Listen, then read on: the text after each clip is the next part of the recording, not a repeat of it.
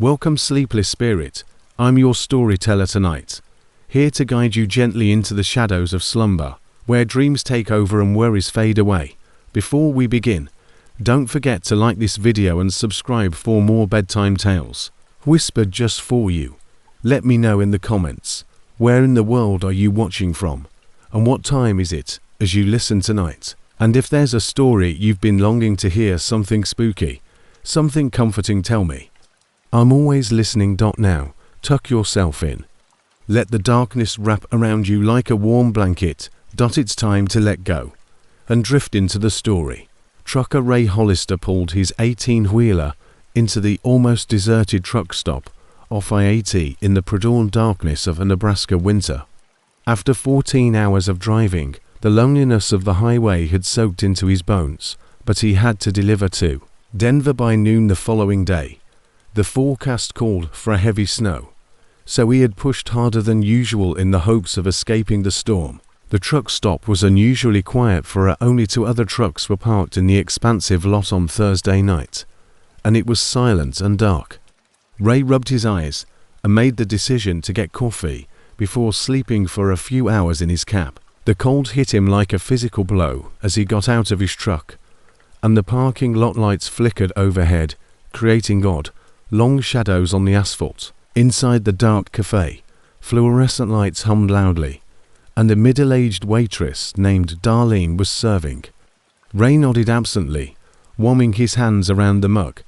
The weather is so bad that the channel reports it's the worst in 30 years. She stood behind the counter, her face expressionless, pouring him coffee without asking. "You're the third tonight," she said, her voice flat, all looking the same, exhausted in a hurry. The other 2 had already left, unable to wait out the storm.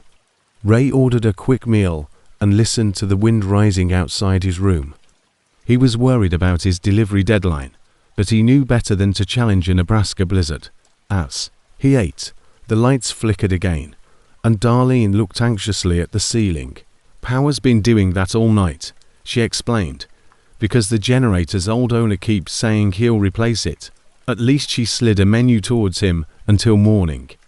Ray paused mid-bite and asked, "What do you mean, Darlene?"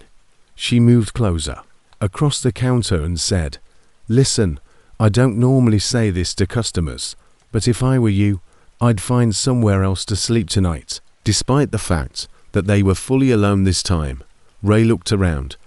This place has a history, especially during the winter months. In 1997, a trucker became stranded in a storm similar to this one, and 2 weeks later, they discovered what was left of him 5 miles away.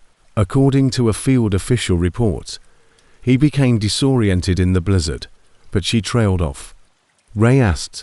He was suddenly less hungry, but he wasn't the first or the last. Ray quickly finished his meal, uneasy at Darlene's warning, but dismissing it as local folklore, straightened up and wiped the counter, saying that sometimes staying put is worse than driving. He paid his bill and went back to his truck, where the snow was falling heavily and swirling in the harsh parking lot lights. The wind inside his cab screamed between the buildings, sounding almost like a human voice.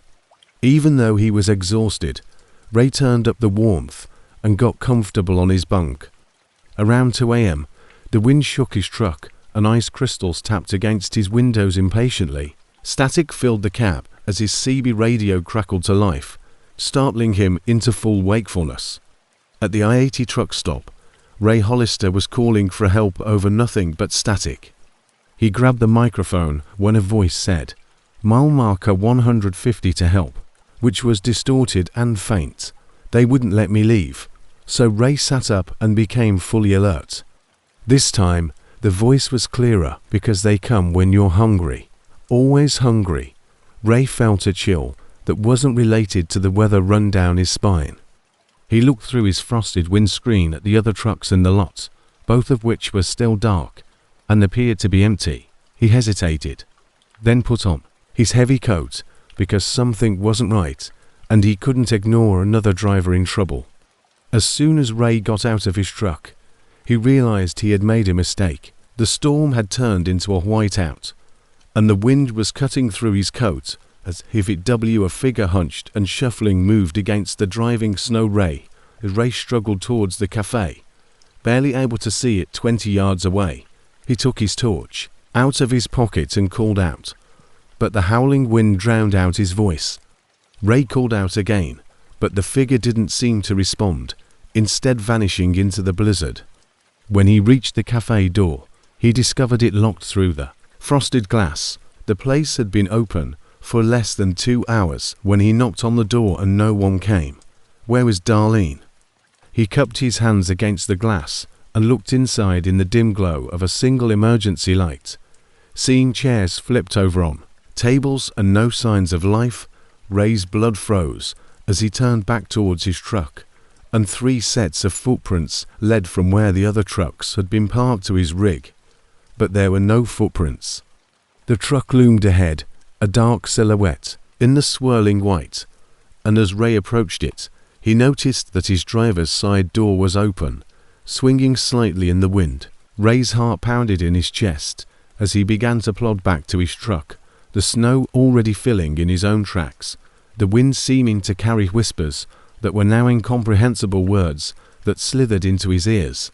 Closed it, locked it, and reached for the small pocket knife he always carried, which was insufficient protection against whatever might be waiting, but better than nothing. Reapproached cautiously, torch beam darting around the empty cab interior, climbed up quickly, unlocked it immediately. His hands shook as he tried to start the engine, but nothing happened. The battery was dead. Panic rising, Ray grabbed his phone without any signal, reaching for the CB radio till he was stranded in a metal box in the middle of a blizzard, completely cut off from the outside world. When he made an emergency call and discovered that it was dead as well, a gentle thump on the roof of his cab caused him to freeze, and then he heard footsteps moving slowly across the top of his truck. Ray held his breath knife tightly in his hand, and the footsteps stopped just above his head before the slow scratching began. "We've been waiting for you, Ray. On the road alone for so long. But you're not alone anymore." Ray looked up in horror as the roof of his cab started to dent inward, something pressing down with unimaginable strength. A crack appeared in his windscreen, spreading like a spiderweb across the glass. Cold air whistled through, carrying snowflakes, and he heard the same whispering voice he'd heard in the wind. Ray Hollister's truck was found 3 days later when the highway reopened. The blizzard had finally spent the cab empty. The windscreen was broken and the interior was filled with snow. The blizzard rushed into the cab with dark, emaciated figures, their skin pale as the snow eyes reflected the dim light like animals, their mouths too wide, filled with too many teeth stretched into hungry smiles. Highway Patrol Officer M. Jennings was the first on the scene, and he never mentioned the strange deep scratches on the truck's roof or the fact that Ray's CB radio was set to a frequency that had not been used since 1997. The official report stated that Ray died 5 meters away in an open field from hypothermia and disorientation in the blizzard.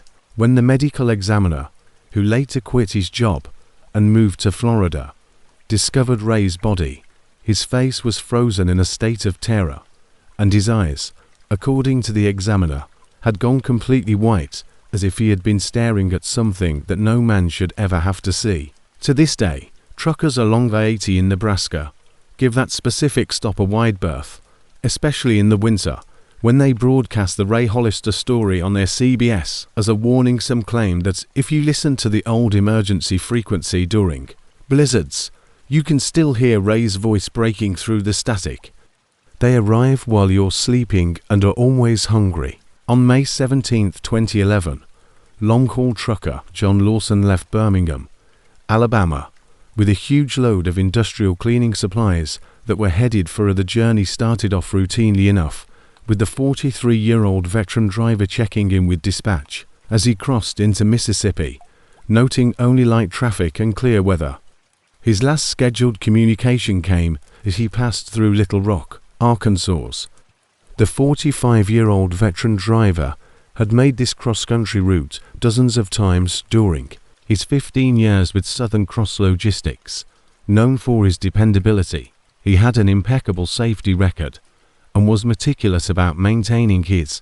When Lawson failed to check in the next morning, his dispatcher, Marlo Winters, wasn't immediately concerned because cell coverage was patchy in parts of western Oklahoma, and drivers occasionally missed check-ins when signals dropped by noon. However, the GPS tracker on Lawson's truck still showed him at the Blue Mesa Truck Plaza 12 hours after his arrival. This was where he confirmed he would make his overnight rest stop just east of Oklahoma City, as he had done on previous runs. Winters tried to contact Lawson via cell phone and CB radio multiple times after his scheduled departure time, but both failed. In accordance with company policy, she called the truck plaza, and the manager, Bill Haskell, agreed to check the parking lot. His callback 15 minutes later signaled the start of a mystery that hasn't been solved to this day. His truck is here, right where he would have police were called to investigate, and when Officer Dwayne Mercer arrived, he recorded several odd findings. The truck was locked, and Lawson's personal belongings, including his wallet, cell phone, and logbook, were still inside the cab. "It's like he just vanished," Haskell said, adding that the engine was cold and that there was no sign of the driver's doors being locked. Lawson's pickup pulled into the plaza at 9:38 p.m., according to security camera footage, which added to the mounting fears. The final entry in the logbook, made at 9:40 p.m. the night before, simply read, "Arrived Blue Mesa, something not right here." In accordance with his logbook entry, 4 minutes later, Lawson got out of his cab and stood next to his truck, seemingly scanning the parking lot before making his way towards the main building and stopping abruptly halfway there. The video showed him turning sharply to his left and gazing into a dark area of the lot that was not visible by security cameras. After about 20 seconds, Lawson changed the investigation crew. War intense when Oklahoma State Police Detective Sarah Reeves took over the case. She ordered a thorough search of the truck plaza and surrounding areas, and cadaver dogs found no evidence of human remains. Lawson's blood pressure medication was discovered in his truck, indicating that he hadn't planned to be gone. He also walked purposefully towards that dark area, but he never reappeared on any of the security cameras in the truck plaza.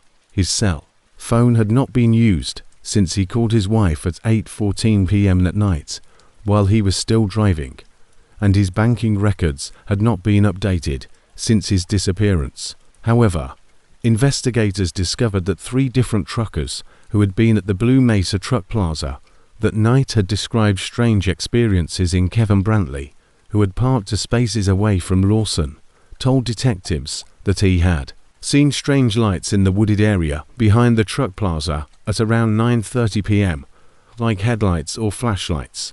Brantley wrote in his official report, "More like blue-white pulses." He assumed it was electrical work, but it gave me the creeps, so he locked up. Around 10 p.m., about 15 minutes after Lawson was last seen on camera, I pulled my curtains and my doors, and another driver, Maria Fuentes, reported hearing a sound like metal being torn. I looked out my window, but I couldn't see anything, and she told investigators that the strange thing was that all of the dogs at the plaza started howling at once.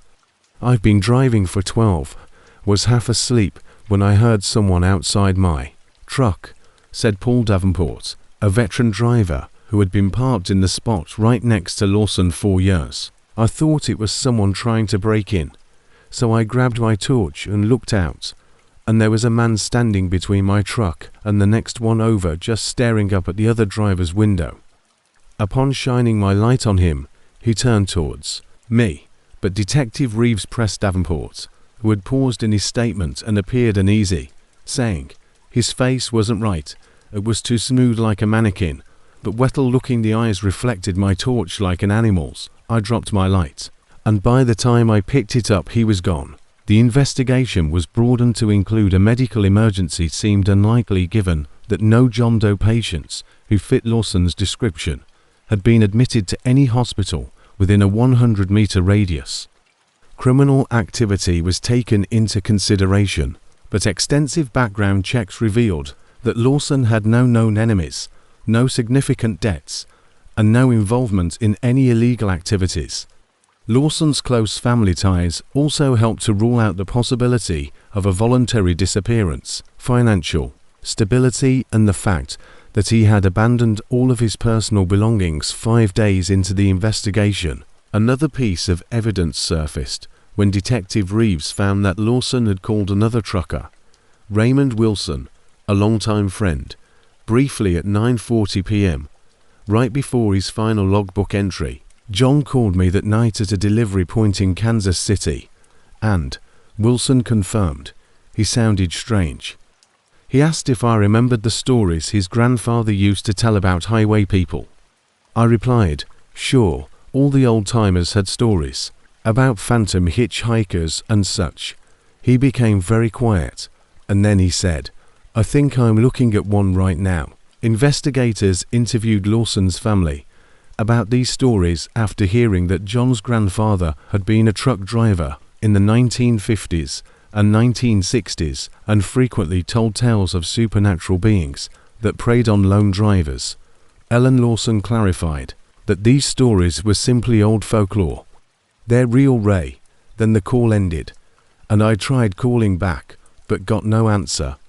I assumed he was tired and seeing things. When weeks went by and searches 5 miles in all directions from the truck plaza produced nothing, John never took those stories seriously and used to joke about his grandfather's superstitions.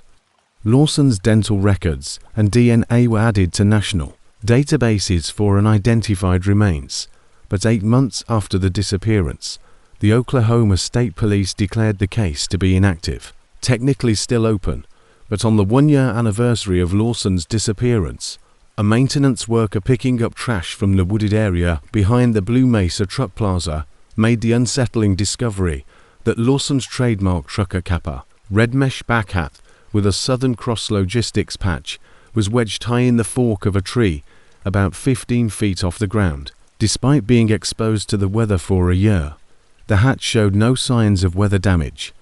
More unsettlingly, the hat's inside band had a number of marks that the crime lab determined were caused by human fingernails, suggesting that the hat had been violently torn from Lawson's head as he was frantically clinging to it. This led to a new search of the area, but no more evidence was discovered, and John Lawson's disappearance is still unsolved. His truck was eventually sold to Southern Cross Logistics. Although the Blue Mesa Truck Plaza has been renovated and renamed, many truckers still avoid spending the night there. Those who are familiar with John Lawson's story maintain a tradition of leaving their exterior lights on when parked there as a small gesture of solidarity for a fellow driver who vanished into the darkness, adding another chapter to the folklore. Another company had several drivers refuse to operate the vehicle, reporting strange electrical malfunctions and unexplained cold spots in the cab. In my 30 years of law enforcement, I've never encountered a case with few answers. Detective Reeves, who is now retired, wrote in her final report about the desolate highways of America. People don't simply vanish without a trace until it seems when they silent mile, according to his electronic logging device. Veteran trucker Marcus Wheeler, 47, of Tulsa, Oklahoma, was making his daily cross-country trip, transporting auto parts from Detroit to Sacramento, when he pulled his Kenworth T680 into a roadside rest area early on September 12, 2018, along a remote section of Highway 95 in northern Nevada. Wheeler had been driving for just under the legal limit of 11. Wheeler's truck was outfitted with cutting-edge telematics and GPS technology, which allowed him to arrive at the rest stop at 17 a.m. and adhere to mandatory rest regulations. The system sent regular updates to his employer, Continental Transport Services. And powering his engine was shut down at 19 a.m. The first clue that something was amiss occurred at 2:30 p.m. What transpired in the next few hours would turn out to be one of the most puzzling missing person cases in recent Nevada history. After multiple unsuccessful attempts to contact Wheeler via phone, Dispatch Supervisor Ella Mercer contacted the Nevada Highway Patrol to request a welfare check, and Trooper James Callahan arrived at the rest area at the following day when Wheeler failed to check in with dispatch for his scheduled departure. Continental Transport Safety Protocol hired drivers to confirm their status before resuming their routes. He found Wheeler's truck around 4:15 p.m., just where the GPS coordinates had indicated. It was locked, and there were no indications of a struggle or forced entry. Wheeler's logbook revealed a final entry at 2:25 a.m., just noting the scene was unusual from the beginning. Trooper Callahan later stated in his official report, "There was no indication of a struggle, no blood evidence, no sign of robbery. It appeared that his personal belongings, including his wallet containing $342 in cash, his cell phone, and a half-eaten sandwich, were found undisturbed in the cab. His keys were missing." The rest stop will resume at 400. The rest area, where Wheeler disappeared, was particularly remote, located in a lonely section of highway with the closest town, Winnemucca, more than 50 miles away. It lacked security cameras and permanent staff, and the log sheet kept by the Department of Transportation investigators showed that 3 other trucks had been parked there that evening. It appeared as though the driver had simply stepped out of his vehicle and disappeared. I went down and spoke with all 3 drivers. Their stories added intriguing details to the case, which was already confusing. Loretta Jenkins, who works for a refrigerated goods company, reported parking at the rest area between around 1 o'clock and 5 o'clock in the morning. Jenkins recalled the Kenworth pulling in because his light swept across my cab and woke me up. Investigators, nothing seemed out of the ordinary, but at around 3 in the morning, I woke up again. My dog was barking and scratching at my door, so I looked outside, but saw nothing. The night was unusually dark due to cloud cover, and there were no stars or moons. The only thing I could see was that there were no lights on in the other room. Another driver, Hector Ramirez, gave a more concerning account.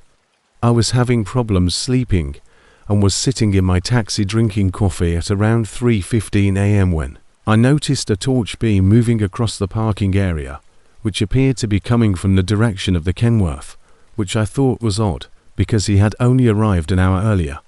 Restrooms and making my way to the trucks, the light went out close to Wheeler's truck 10 minutes later. I heard a faint but distinct sound like metal grinding against metal, so I assumed someone was experiencing mechanical problems. I fell asleep after that and left the rest area at 6:00 a.m. Wheeler's truck was the 3rd driver, Martin Frazier, had left the rest area at 11:30 p.m. the night before Wheeler arrived, but he gave investigators unusual information about the location itself.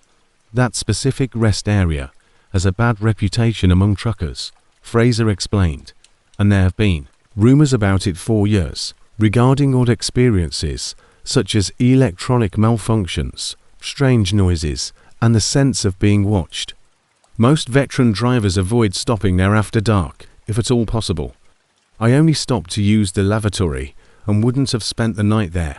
The Nevada Highway Patrol began a thorough search operation that included cadaver dogs, helicopters with thermal imaging, and dozens of officers on foot discovered no evidence of Wheeler, and investigators were particularly perplexed by the lack of footprints leading away from the rest area because the surrounding terrain was primarily composed of fine desert sand, which should have preserved tracks.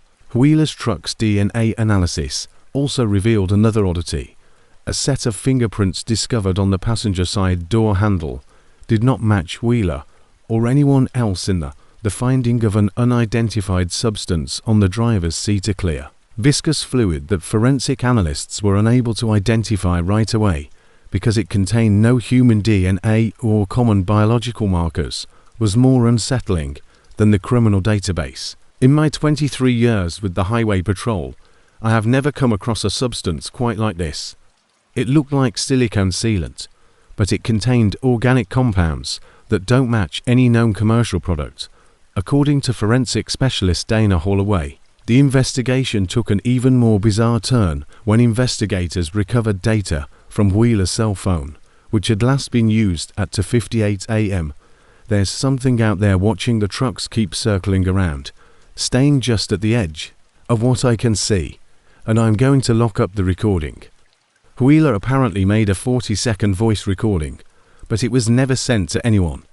The audio quality was poor, with a lot of static interference, but Wheeler's voice was recognizable. Ends abruptly with a sound that audio experts described as a rapid frequency shift across multiple bands, followed by several seconds of what appeared to be heavy interference. Wheeler's wife of 22 years, Patricia, provided investigators with additional context that complicated the case further. She revealed that in the weeks before his disappearance, Marcus had mentioned unusual experiences during his. Patricia Wheeler told detectives that he had been driving through Nevada when his truck's electrical system started failing, lights flickering, radio switching stations on its own, and he had a feeling he was being followed. When he stopped and looked around, nothing was there. I suggested he might be too tired and needed more rest, but he insisted something was wrong. He called me about 2 weeks prior to his disappearance, sounding shaken.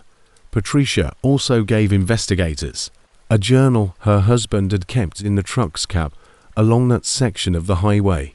According to Patricia, Marcus had started recording odd events along his route in the journal approximately 3 months prior to his disappearance, but the journal itself was never located 6 days into the investigation, providing investigators with yet another piece of evidence. The case gained attention from a variety of sources, including researchers of unexplained phenomena like Dr. Eleanor Richards, when a Nevada Department of Transportation employee found Wheeler's trucker cap about half a mile from the rest area. The cap was found on top of a Joshua tree, almost 12 feet above the ground, with no clear explanation for how it got there.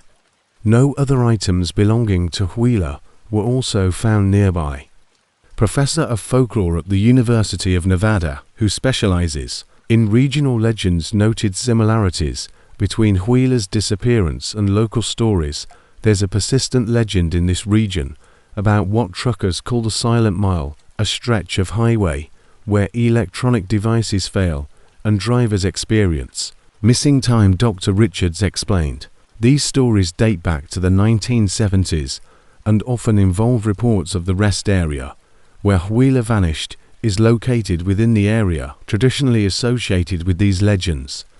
Although I approach such accounts from a folkloric perspective, it's important to note that the official investigation remained focused on conventional explanations. Investigators considered the possibility that Wheeler had wandered into the desert, possibly disoriented due to fatigue or medical issues, and succumbed to the harsh environment. But the extensive search efforts made this scenario less likely. They also looked into the possibility of foul play, but the lack of any evidence of a struggle or robbery complicated this theory. Wheeler's case is still officially classified as an open missing persons investigation. In recognition of Wheeler's 12 years of service with the company and his truck, Continental Transport Services placed a memorial plaque at their Tulsa headquarters. Was eventually put back into service following a thorough cleaning, but several drivers asked to be transferred rather than drive the car. Perhaps the most disturbing development in the case occurred 8 months after Wheeler vanished, when Trooper Callahan, who had been the first to arrive on the scene, resigned from the Nevada Highway Patrol. According to his co-workers, Callahan had grown more and more fixated on the case, spending his off-duty hours at the rest. I've spent 20 nights observing that rest area, and now I've seen what happens there after 3 a.m. Wheeler's resignation letter included a mysterious last paragraph that officials refused to make public, but which was ultimately leaked to a local newspaper. I am unable to stop seeing it, to explain it, or to go on. Callahan moved to Oregon shortly after Marcus Wheeler's disappearance and has since turned down all requests for interviews. So it's not like we're dealing with a typical missing person case. In January 2020, the Nevada Department of Transportation closed the rest area where Marcus Wheeler vanished permanently, citing structural concerns and maintenance issues. Even now, many long-distance drivers avoid using that section of Highway 95 after dark, making their own detours that prolong their trips by hours. But as one veteran trucker stated, "At least you'll reach your destination, Road 17. The site is still deserted, only marked by crumbling asphalt and the occasional trucker's memorial left by those who remember the driver who disappeared into the desert night." Long-haul truck driver Frank Mercer, 51, of Roanoke, Virginia, was traveling his usual route through the Appalachian Mountains of eastern Kentucky on the evening of October 28, 2013. He had been with Eastern Freight Lines for more than 20 years and was well known among his co-workers for his consistent punctuality and careful attention to safety procedures. His impeccable driving record made what transpired that night all the more perplexing. According to his electronic logging device, he had been traveling for about 9 hours when he turned onto Kentucky State Route 17, a winding-to-lane highway that passes through one of the most remote areas of the Appalachian Mountains. Locals refer to it as just Road 17 as standard procedure. Mercer had checked the route while transporting a shipment of household appliances from a distribution center in Cincinnati to retail locations throughout Virginia, in with dispatch at 8:45 p.m. confirming his position and estimated arrival time at his next scheduled stop. Lisa Tanner, the night dispatcher for Eastern Freight, noted nothing unusual about the call. Frank sounded completely normal, she later told investigators. He mentioned some fog rolling in that said visibility. Mercer's truck's GPS tracking system recorded an unexpected stop 9:17 p.m. about 23 miles down Route 17A. His final remarks were, "Should be through the mountains in about an hour, if the weather holds, section lacking designated rest areas or services." The truck stopped for 6 minutes before moving again. Mercer did not manually record this brief stop, which was unusual considering his reputation for documentation. At 9:36 p.m., Mercer's truck stopped once more, this time on a straight road with a wide. Following emergency alert protocol, Eastern Freight contacted the Kentucky State Police, who sent Trooper Michael Harding to the scene at 9:52 p.m. After the truck's onboard computer system recorded that the brakes had been applied abruptly and forcefully enough to activate the vehicle's automatic emergency alert system. Dispatch made an immediate attempt to contact Mercer via radio and cell phone, but received no response. Mercer's truck was located precisely where the GPS had indicated, pulled over onto the shoulder. The engine was running. The driver's side door was closed but unlocked. The interior cab light was on, and the hazard lights were still flashing. What Harding found would become the subject of an investigation that is still ongoing today. Discovered that, in spite of the almost freezing temperatures outside, his cell phone, wallet, and logbook were still in the cab, and his jacket was still hanging on the back of the driver's seat. The most puzzling part of the scene, as Trooper Harding pointed out in his first report, was the total lack of footprints or other disturbance in the gravel shoulders surrounding the truck. A light rain had been falling for a few hours, leaving the ground soft enough to record impressions, but there were no indications that Mercer or Harding wrote, "I've been with the state police for 12 years and have never encountered a scene quite like this." The inquiry grew more intense as more cops arrived, and the truck's dash camera saw him leaving the vehicles if he had just disappeared from within, which should have been recording continuously. Included footage that ended abruptly at 9:20 p.m., 14 minutes before the truck reached its final stop. The final frame showed nothing but empty road ahead, but the audio caught what investigators described as an unusual low-frequency humming noise that started about 30 seconds before the Eastern Freight technical experts verified that the camera system had not broken, but had been manually turned off, requiring the driver and company management to enter a code that was only known to them. This was a security measure meant to prevent tampering inside the cab. Forensic technicians did not find any evidence of violence or struggle, but they did find something strange on the windshield, a set of marks on the inside glass that seemed to have been created by human fingers dragging across the surface. Analysis showed that the markings contained traces of Mercer's DNA, proving that he was the one who made them. The pattern suggested desperate, frantic movements. The investigation took an even more perplexing turn when officers looked at footage from a highway maintenance camera that was situated about 2 miles before the location where when the truck came to a final stop. The grainy black and white video showed it passing at 9:31 p.m. at its usual speed. However, upon closer inspection, the footage showed a discrepancy. The illuminated cab appeared to contain 2 figures instead of 1, but the image quality was so poor that investigators were unable to identify the second figure with certainty, or ascertain its nature. As the search for Mercer grew, investigators spoke with locals near Road 17. Several stories provided unsettling background information on the disappearance. Eleanor Whitaker, whose farmhouse was about 1/4 of a mile from the location where Mercer's truck was discovered, described strange events on the night in question at around 9:30. When all the power in my house flickered and my phone line went out.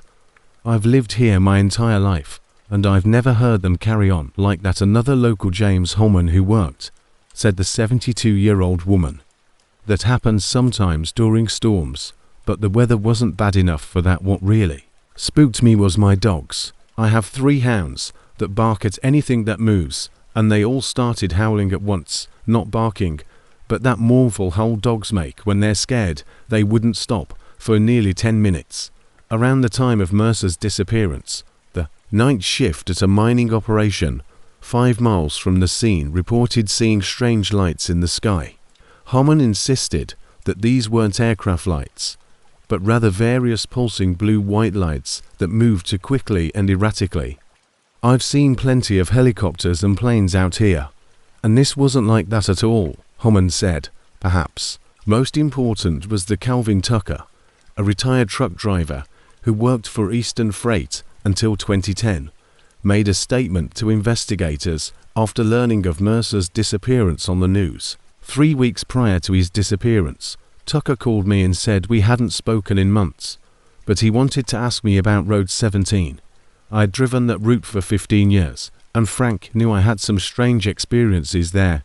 According to Tucker, during his recent travels through the area, he reported experiencing strange occurrences. He claimed that his radio would pick up voices speaking what sounded like backwards English, and that when he drove that stretch, his lights would dim without warning twice, and that his engine would shut down completely before restarting a few minutes later without any explanation. He asked me if I had ever encountered anything similar, and I had to respond. Road 17 has stories, which is why there are so many trash night runs through it. Teams searched a densely forested mountainous area around it for 3 weeks, using thermal imaging equipment, cadaver dogs, and dozens of volunteers, but they found no signs of Frank Mercer. It seemed as though Mercer had completely disappeared from the face of the planet. The only other piece of tangible evidence that could be found was the official investigation is still open, but inactive, and several theories have been put forth to explain Mercer's disappearance. The evidence was recovered 2 months after the disappearance, when a hiker discovered his Eastern Freight cap wedged in the branches of a tree about 30 feet above ground level, about half a mile from where his truck had been abandoned. The cap showed no signs of weathering or damage despite having been exposed to the elements 4 months. The absence of footprints, the enigmatic second figure in the traffic camera footage, and the manually deactivated dash camera create a mystery that law enforcement has been unable to solve. Eastern Freight Lines has since instituted a policy requiring drivers to travel Road 17 in pairs, though many drivers merely refuse assignments that include that route, especially at night. The company placed a small memorial marker close to the location where Mercer's truck was discovered. This is one of several markers like this that are now scattered along Road 17.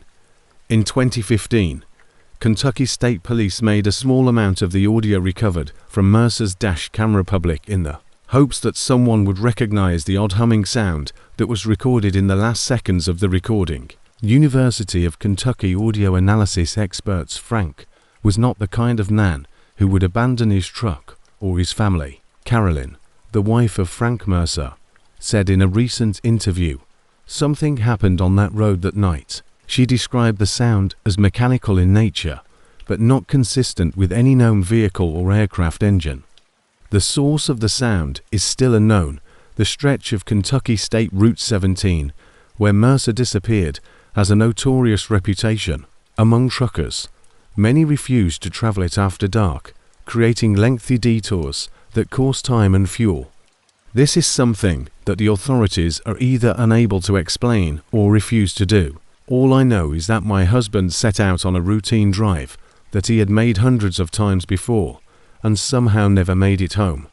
Those who do drive it report electronic malfunctions, radio interference, and the persistent feeling of being watched. As veteran driver Samuel Reeves put it, there are certain stretches of highway across this country that have accumulated to many stories, to many missing drivers, to many unexplained events. Road 17 is at the top of that list, whatever happened. To Frank Mercer out there, I can tell you this much: it wasn't typical, and it wasn't the first time something similar had occurred there. The eastern Kentucky mountains are known for keeping secrets, and as of right now, Frank Mercer's actual fate is still one of those secrets that are discussed in truck stops and CB radio chats nationwide. It serves as a warning to anyone who drives the desolate highways following the phantom load. Veteran truck driver Dale Morrison, 49, had been with Pacific Northwest Transport for almost 17 years and had an impeccable safety record and reputation for dependability. On the evening of February 3, 2016, he left a shipping facility in Portland, Oregon, carrying a container of electronic components headed for a technology manufacturer in San Jose, California. His planned route would take him south along Interstate 5, a route he had traveled hundreds of times during his career, according to the company's digital logging system. Morrison's trip started off without any problems. He checked in with dispatch on a regular basis, reporting light traffic and clear weather as he entered Northern California. His final routine communication occurred at 11:40 p.m. travel through Reading, California, where Morrison affirmed that he intended to drive for an additional hour before stopping at the Sierra Vista rest area for his required break. 12:37 a.m.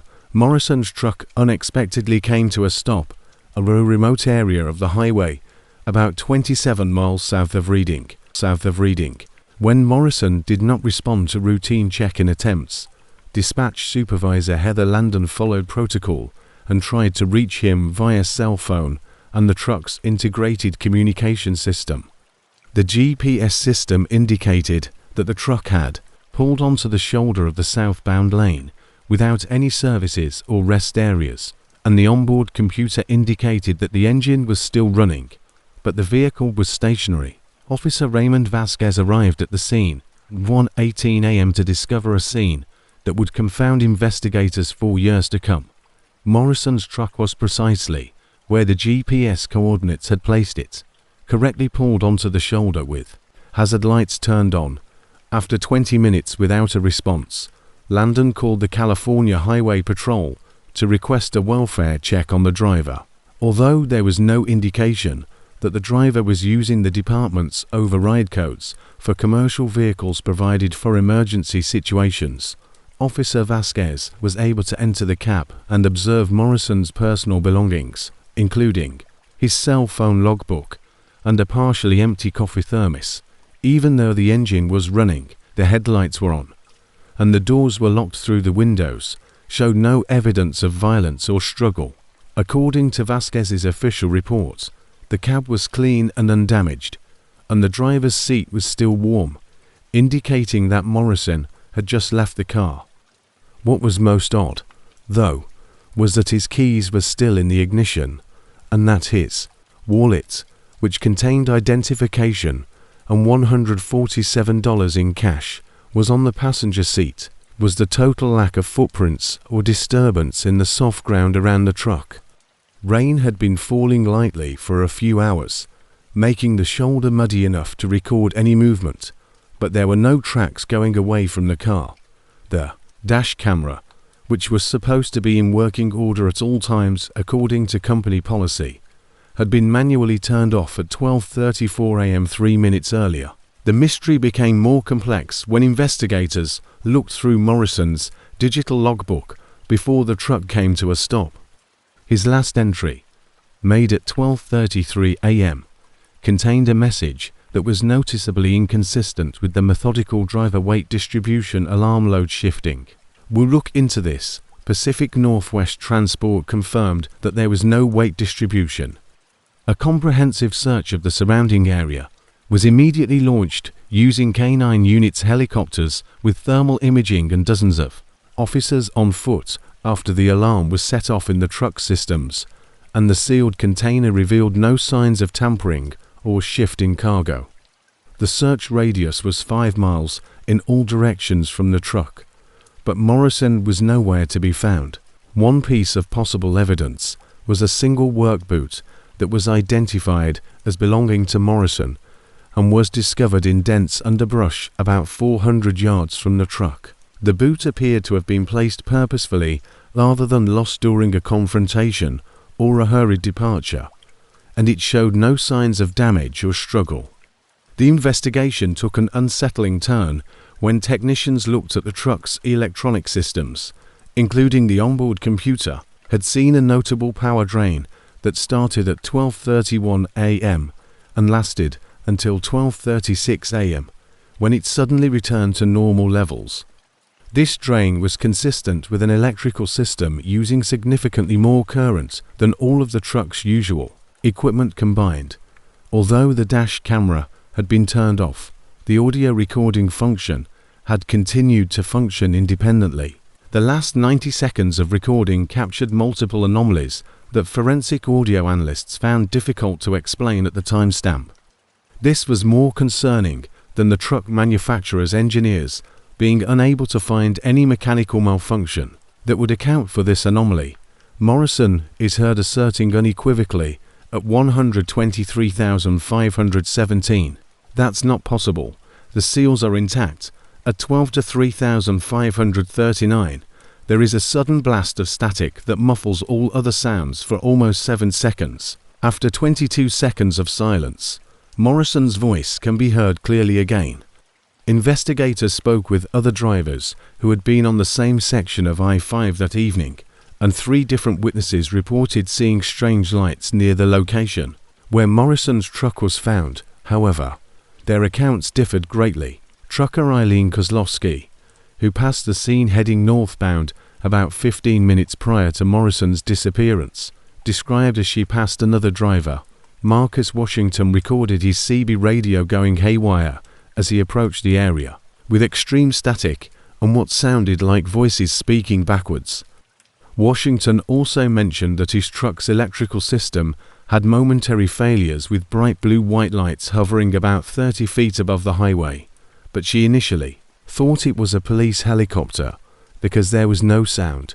Kevin Lamar, who passed Morrison's truck on the shoulder at around 12:40 a.m., just minutes after the disappearance, provided perhaps the most important testimony.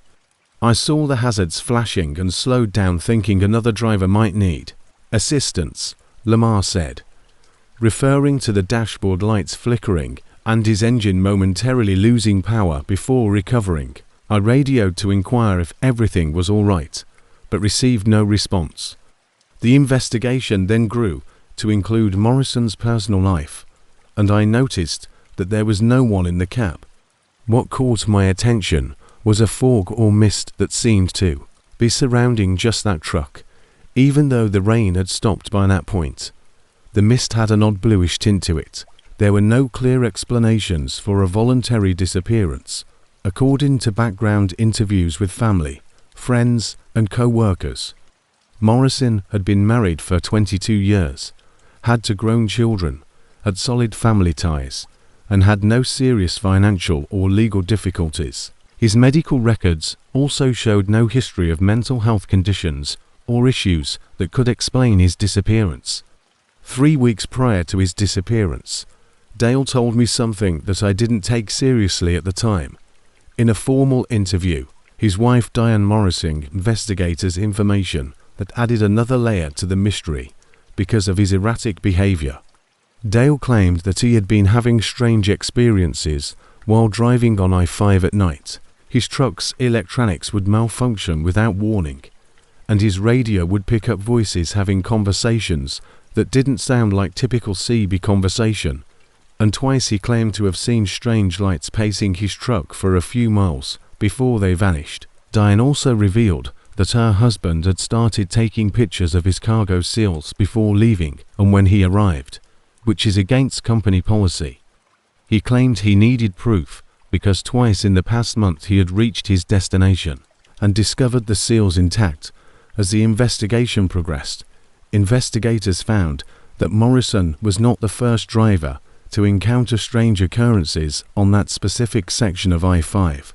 Department records showed 3 prior incidents since 2010 involving the cargo being disturbed twice. Inventory counts revealed nothing missing, but items had been rearranged inside the containers. His supervisors suggested he might have forgotten the original loading configuration. 6 months after Morrison's disappearance, a forestry worker found his Pacific Northwest Transport identification badge by clearing about 3 miles from where his truck had been found. Truckers had been reporting electronic malfunctions, strange lights, and unexplained cargo disturbances in the same approximate location. None of these incidents had led to disappearances, but the similarities could not be written off as coincidence. Showed no signs of weathering or exposure damage despite spending 6 months outside. More oddly, it was discovered carefully placed atop a flat rock, as if purposefully left to be found. Although the case is still open, but inactive, Dale Morrison's status is still listed as missing, but the circumstances surrounding his disappearance have caused many, including some investigators, to question whether traditional explanations will ever be adequate. Near mile marker 687, where Morrison's truck was discovered, Pacific Northwest Transport placed a small memorial marker with a simple inscription for Dale. Since then, the company has enforced a policy that requires drivers to travel in pairs through that portion of I-5 during the night, and many independent truckers refuse night assignments that include that stretch of highway. For Morrison's truck, it was eventually put back into service after a thorough mechanical inspection and electrical system replacement, but 3 different drivers reported experiencing unexplained electrical malfunctions, radio interference, and a persistent feeling of unease. Local drivers also report that fresh flowers regularly appear at the marker, though no one has ever seen who places them there. Senior investigator James Homan, who oversaw the Morrison case for 2 years prior to his retirement, provided a sobering assessment in his final case notes. In 30 years of law enforcement, I've encountered many unexplained disappearances, most of which eventually yield to logical explanation. The company sold the truck to an out-of-state buyer. He was observed while operating the vehicle. I leave this case officially unsolved because, aside from the total lack of physical evidence, the electronic anomalies and the audio recording suggest something happened on that highway that defies conventional understanding. I personally believe that whatever happened to Dale Morrison that night is beyond the scope of our current investigative frameworks, and truckers traveling I-5 are still affected by it today. The trucking community has given the section the nickname the Vanishing Mile, and CB radio stations frequently go silent as drivers pass through it, especially in the late hours of the night when Dale Morrison was killed. Northern California shares Morrison's story as a warning because many drivers refuse to stop along that remote stretch, even in emergency situations, preferring to continue to more populated areas. Trevor Simmons, a 38-year-old veteran truck driver who had been with Continental Shipping for almost 10 years and had an impeccable safety record and reputation for timeliness, set out on what should have been a routine delivery from Phoenix, Arizona, to Salt Lake City, Utah, on July 8, 2019. The wait explanation of what happened is still pending. According to Continental Shipping's tracking system, Simmons left the Phoenix distribution center at 2:15 p.m. with a full load of packaged consumer electronics. The manifest stated that his planned route would take him north along Interstate 15 through the isolated desert landscapes of northern Arizona and southern Utah, a journey he had made dozens of times during his career. Throughout the afternoon, Simmons completed his mandatory check-ins with dispatch, reporting no problems as he entered into Utah. His final standard contact came at 7:42 p.m. as he had crossed through with a cargo weight of 17.4 tons, well inside the legal limit for his vehicle class. During this last check-in, Simmons told dispatcher Rachel Winters that everything was going well in Cedar City, Utah, about 250 miles into his journey. If nothing changes, the weather and traffic light should reach Salt Lake by midnight, according to dispatch logs.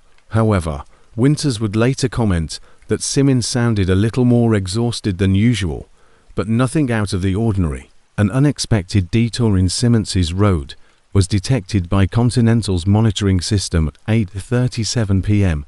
His truck left Interstate 15 for a remote exit that only led to Desert Valley Road, a remote-to-lane highway that serves a few small ranches and a decommissioned mining operation.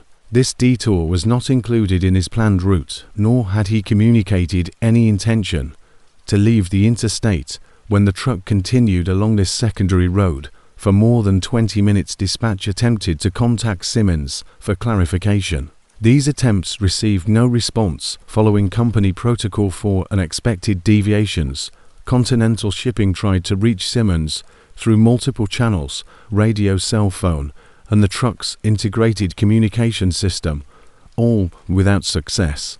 Around 17 miles down Desert Valley Road, the truck's GPS indicated it had completely stopped at 9:14 p.m. and the onboard diagnostic system sent data showing the engine was still running, but the vehicle was motionless. When further attempts to contact Simmons failed, Continental Trooper Daniel Blackwood arrived at the scene at 10:08 p.m. after Shipping called the Utah Highway Patrol at 9:30 p.m. to seek an emergency welfare check. What he saw would become the subject of one of Utah's greatest. There were no indications of a mechanical failure or accident. Simmons's truck was parked neatly on the shoulder of the road. The hazard lights were flashing. The engine was idling smoothly. The doors were locked, and Trooper Blackwood could see Simmons's cell phone on the dashboard and his logbook open on the passenger seat through the windows. Additionally, there was no indication that the driver had used emergency override procedures. Entered the car.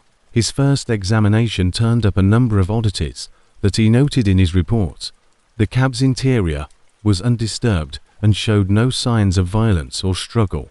The driver's personal belongings, including his wallet with $127 and identification, his cell phone, and an insulated coffee mug that was still warm to the touch, were all there, most notably the keys. The most unsettling finding was made when Blackwood looked at the truck's electronic logging system. Simmons's last manual entry, made at 8:34 p.m., indicated that there was only a problem with the load becoming heavier. This needed to be checked. At 8:52 p.m., an automated system alert was generated. When Blackwood examined the trailer, he discovered that the cargo doors were safely locked and that the company seals were still in place. This further complicated the mystery when highway patrol officers carried out a preliminary search of the surrounding area. Despite the cargo weight distribution warning indicating a significant shift in the load, the only disturbance to the desert soil was a strange circular pattern about 20 feet in diameter that was centered on the truck's trailer. Forensic experts would later characterize this pattern as consistent with an intense downward pressure that compressed the soil beyond normal vehicle weight distribution. As the search for Simmons grew, they discovered no tracks leading away from the vehicle in the dry, dusty terrain that should have preserved footprints. Investigators discovered the electronic shipment exactly as it had been described, with no indications of tampering or disturbance. But weight measurements made at the scene showed a significant discrepancy. The cargo now weighed 16.3 tons, or about 1 ton, after the cargo seals were broken under supervision and videotaped for evidence inside the trailer. The investigation took an even more perplexing turn when authorities examined data from the truck's various electronic systems, including the onboard computer. Phoenix Continental Shipping confirmed that the truck's electronic weight sensors had recorded a steadily increasing weight during the journey, in contrast to the physical evidence that now suggested the load had somehow lost mass. Technical experts were unable to provide an explanation for this contradiction, showed that between 8:37 p.m. and 9:14 p.m. the vehicle had undergone various electrical anomalies, including power fluctuations, GPS coordinate hopping and dashboard instrument problems, most critically the truck's weight. Although there was no physical reason for the gradual increase in cargo weight that the distribution sensors had detected starting at 8:40 p.m., the dash camera, which was supposed to be recording constantly, showed footage that abruptly stopped at 8:36 p.m. Audio examination of the cab recording system's final minutes showed only regular engine sounds until 8:35 p.m., 1 minute before Simmons veered off course. The final frames showed typical highway driving with no obvious concern or strange happenings. Investigators spoke with other drivers who had been on Interstate 15 that evening after a low-frequency humming started to be heard.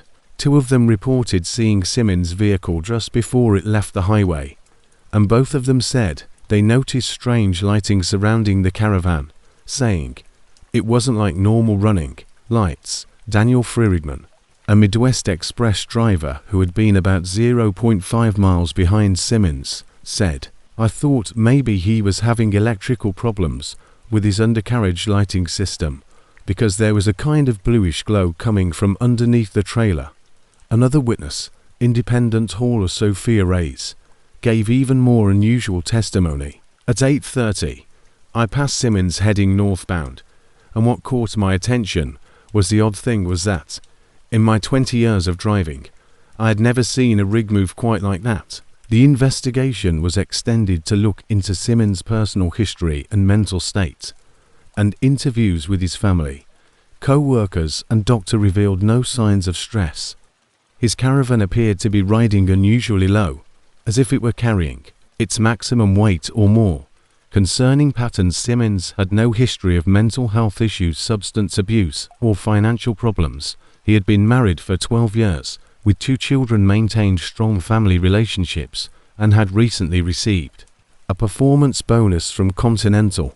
There were no indications of personal distress or intentions to disappear. Simmons' wife, Andrea, provided investigators with information that added another dimension to the case. 2 weeks before he disappeared, Trevor mentioned a strange incident that occurred on his route through Utah, which she reported to detectives. He claimed to have encountered what he called a dead zone along I-15, where his phone and radio lost signal simultaneously, and that the truck felt heavier and more difficult to steer. He told me that this situation lasted for roughly 10 minutes before things returned to normal. He reported it to his supervisor, who informed him that it was likely just a communication tower outage that coincided with some poor road conditions. The search for Trevor Simmons lasted for 3 weeks, using ground teams, helicopter surveillance, cadaver dogs, and thermal imaging. Andrea also disclosed that her husband had started carrying a personal audio recorder during his drives following this incident, and he wanted documentation if it happened again. She clarified that this recorder was not among the personal effects found in the truck. Imaging technology. The operation scanned over 50 square miles of the surrounding desert without producing any meaningful evidence. The only possible hint was an infrared aerial survey that found an odd thermal pattern that stretched straight from the truck's parking spot to a mesa about 3 miles east. This pattern revealed noticeably lower ground temperatures in the corridor that was about 10 feet wide. Geological or botanical explanation. 6 months after Simmons vanished, a recreational hiker found his Continental Shipping identification badge at the foot of the mesa that had revealed the thermal anomaly.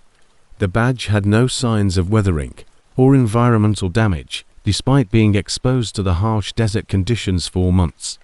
But what was more unsettling was finding that the plastic laminate had microscopic fractures and the magnetic strip on the back of the badge had completely demagnetized. In addition to upgrading their fleet with improved tracking and communication systems that work on multiple platforms, Continental Shipping has since instituted a policy hiring drivers to travel in pairs through that portion of Interstate 15, especially during evening hours.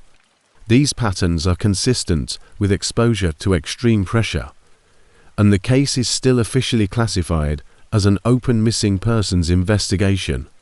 Trevor Simmons' truck was rigorously inspected by several independent engineering firms before being put back into service, even though no mechanical or structural problems were found.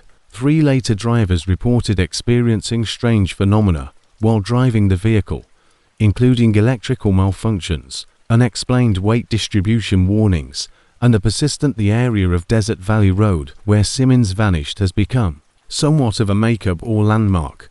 Some truckers make detours specifically to drive past the location, while others refuse assignments that would take them anywhere near the area. Locals report that the site occasionally attracts researchers of unexplained phenomena as well as people leaving.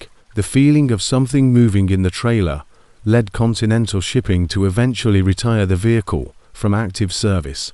Dr. Eleanor Richards, a physicist from the University of Utah who studied the soil compression patterns as part of the investigation, provided perhaps the most provocative analysis of the memorial items for the missing driver.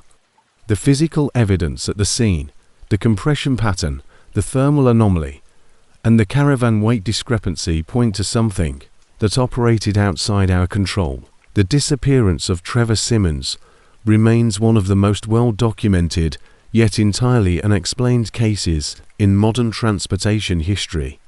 For the trucking community, it serves as a sobering reminder of the vast isolated landscapes, and while I am hesitant to speculate beyond the empirical data, I can state with scientific certainty that whatever happened that night involved energy transfers and gravitational anomalies that merit further research. They travel through, as well as the mysterious occurrences that occasionally take place in the empty spaces between cities during the dark hours when most people are asleep. On November 15, 2017, long-haul trucker Michael Reynolds left a distribution center in Toledo, Ohio, carrying auto parts to a 41-year-old driver had been with H. Heartland Logistics for almost 8 years, building a reputation for dependability and safety awareness at the manufacturing facility in Winnipeg, Manitoba.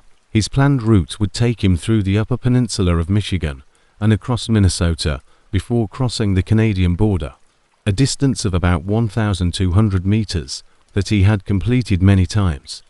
At one point in his career, Reynolds' trip went smoothly through Michigan, according to Heartland's tracking system. He checked in with dispatch on time, reporting good road conditions, despite light snow starting to fall as he approached the Wisconsin border. His last routine communication took place at 10:13 p.m. as he entered Minnesota. At 11:47 p.m., the company's monitoring system detected an unexpected change towards driving pattern. His truck, which had been maintaining a steady speed of 62, abruptly decelerated rapidly before he could make his required rest stop at the Pine Ridge Truck Plaza, about 90 miles ahead. When Reynolds did not respond to routine check-in attempts, dispatch supervisor Martin Wilson brought the vehicle to a complete stop at a remote section of Highway 53, about 30 miles south of International Falls. This section of the highway is especially isolated, cutting through dense forest, with no services or residences for several miles in either direction. Procedures calling the Minnesota State Patrol 12:05 a.m. Trooper Elizabeth Carver reached the site at 12:43 a.m. and found a scene that would ultimately become the subject of an investigation that is still ongoing. After gaining entry, Trooper Carver recorded a scene that defied conventional explanation. Reynolds' personal belongings, including his wallet, cell phone, and insulated coffee mug, were still in the cab, half full and warm. His logbook was open on the passenger seat, and his truck was found properly pulled onto the shoulder, with its hazard lights flashing and engine still running.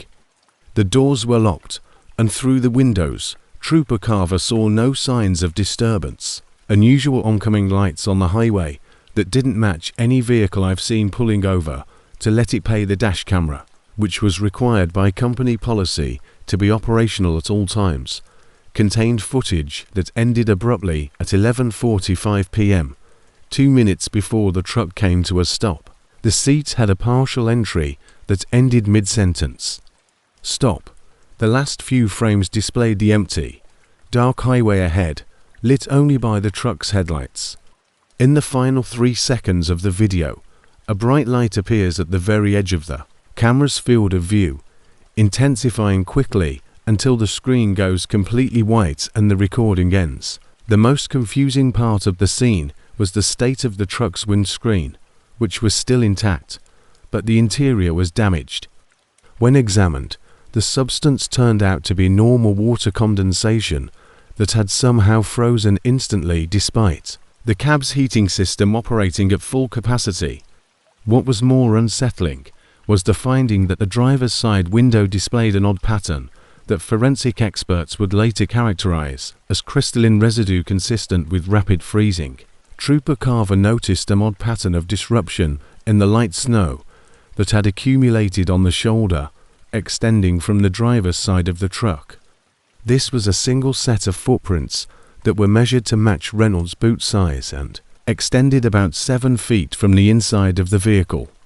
The fingerprint analysis confirmed that the perfect handprint on its interior surface belonged to Reynolds, suggesting that he had pressed his palm against the glass with significant force. The vehicle before coming to a sudden stop, as Carver stated in her official report, there was no sign that the prince was going back to the vehicle or that he was being hidden by outside forces. It seemed as though the subject had just disappeared. During the drive, the search for Michael Reynolds started right away, with more officers showing up within an hour. By daybreak, a thorough operation using K9 units and helicopters equipped with thermal imaging was underway.